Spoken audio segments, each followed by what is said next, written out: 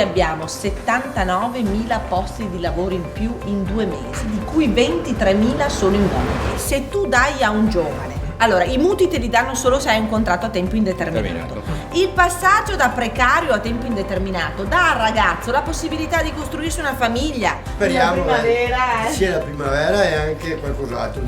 Grazie del sostegno e della fiducia.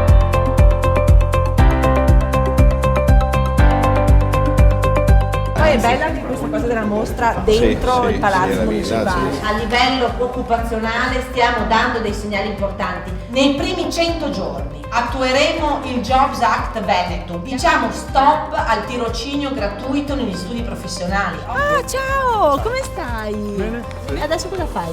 Divento prete. Sui seminari.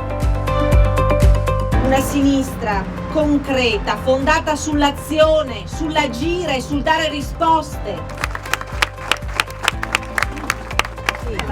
Dobbiamo, certo, insieme, vero?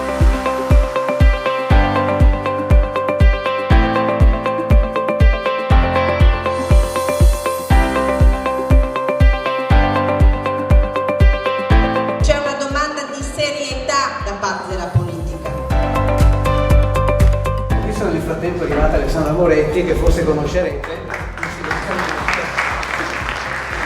Se siamo di fronte a un imprenditore che ha assunto una persona, l'ha tenuto 3 anni, ha avuto il vantaggio fiscale, scade il vantaggio, per quale ragione lo dovrebbe licenziare se ne ha bisogno? Io volevo chiederti di avere un po' di incuriosito, visto che stiamo parlando di job act, quindi di lavoro. Se vuoi partire dalla tua proposta, se vuoi rilanciarla, raccontarla. Finanziare con un buono di 500 euro per il primo anno tutte le imprese che assumeranno giovani under 29 con contratti di apprendistato, con contratti a tempo indeterminato.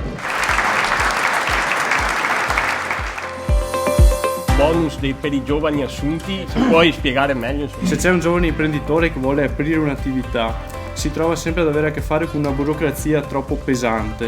Il dramma occupazionale è il dramma emergente e non ci può essere governatore che pensa di non avere responsabilità, non può dire che è colpa di Roma.